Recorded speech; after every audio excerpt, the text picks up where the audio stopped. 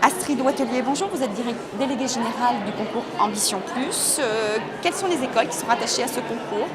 Alors aujourd'hui, il y a 4 écoles rattachées au concours Ambition Plus, l'EBS Paris, l'ESCE, l'IPAC Business School et l'ESG Management School. À qui s'adresse ce concours?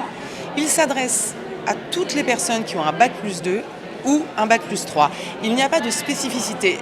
La force du concours, c'est que n'ayant pas une épreuve spécifique qui pourrait avantager quelqu'un parce qu'elle aurait une spécificité particulière, il n'y a pas d'éco, il n'y a pas de maths, il n'y a pas quelque chose qui pourrait empêcher quelqu'un de passer ce concours.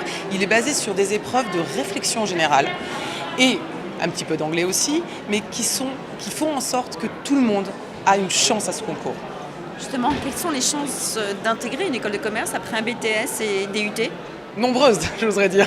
Sont nombreuses. Aujourd'hui, on a à peu près 50% des candidats qui sortent de BTS et de DUT pour les postes bac+2 et on a 50% des personnes qui sortent de licence qui postulent au concours. De licence et bachelor, c'est 70% pour les admissions post bac+3. Pour revenir au BTS et UT, quelle que soit l'option, ils ont leur chance.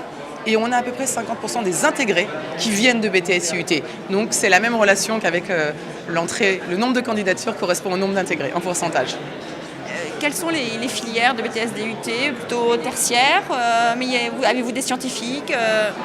On a des scientifiques, on a même des... Alors là, je fais une aparté, mais on a même des ingénieurs qui, au bout de 2 ans, peuvent décider de repasser le concours et qui y arrivent sans souci, puisque, comme je vous le disais, ce sont des épreuves qui sont vraiment ouvertes à tout le monde. On a des BTS, bien sûr, la majorité sont liés au commerce, des BTSC, des BTS MUC, des BTS NRC, parce que, globalement, quand vous sortez de ce genre de filière, vous avez plus envie de continuer vers une école de commerce. Mais on a aussi des gens très spécialisés. Je me souviens de la candidature de quelqu'un qui avait fait un BTS d'optique. Voilà, on avait même regardé, c'est pour ça que je me souviens très bien de cette candidature. Il n'y a aucun souci, ce sont de très bons diplômes d'État qui forment des étudiants qui ont des compétences globales, de réflexion et qui se sont donné la peine de savoir pourquoi ils veulent continuer. Et à Ambition, il n'y a pas de ce qu'on appelle admissibilité, c'est-à-dire que tous les candidats qui passent l'écrit passent l'oral également. On n'enlève pas la moitié des candidats après l'écrit, ce qui leur laisse cette chance, quand on est parfois un petit peu plus faible sur certaines matières à l'écrit, de nous montrer toute la force et toute la persuasion qu'ils ont à vouloir continuer dans une école de commerce et pourquoi dans une école d'ambition. Et du coup, ça se compense. Il y a l'écrit, parce que si j'ai 3 de moyenne, on est d'accord, ça passera pas, ça c'est... Mais ce système qui a vraiment été choisi, qui se différencie des autres concours, fait qu'on a des profils vraiment très variés, quelle que soit aujourd'hui l'origine de mes 2 premières années d'études. On a des gens qui sortent de prépa, on a des gens qui sortent d'ingénieurs, on a des gens qui sortent de licence de sport, qui se sont rendus compte qu'ils ont des compétences, mais ils veulent les mettre au profit d'autre chose, un petit peu plus large, bénéficier de l'appui d'une école de commerce, du réseau de ces grandes écoles qui ont une grade de master, il ne faut pas l'oublier, quand on a des diplômes d'État comme ça, ils ne vont pas faire n'importe quelle école derrière, et du coup, ça laisse un énorme choix et d'énormes possibilités de réussite à tous ces candidats.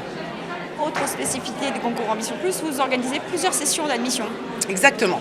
6 sessions cette année, de fin janvier jusqu'à mi-septembre. L'objectif, encore une fois, est de laisser le choix aux candidats.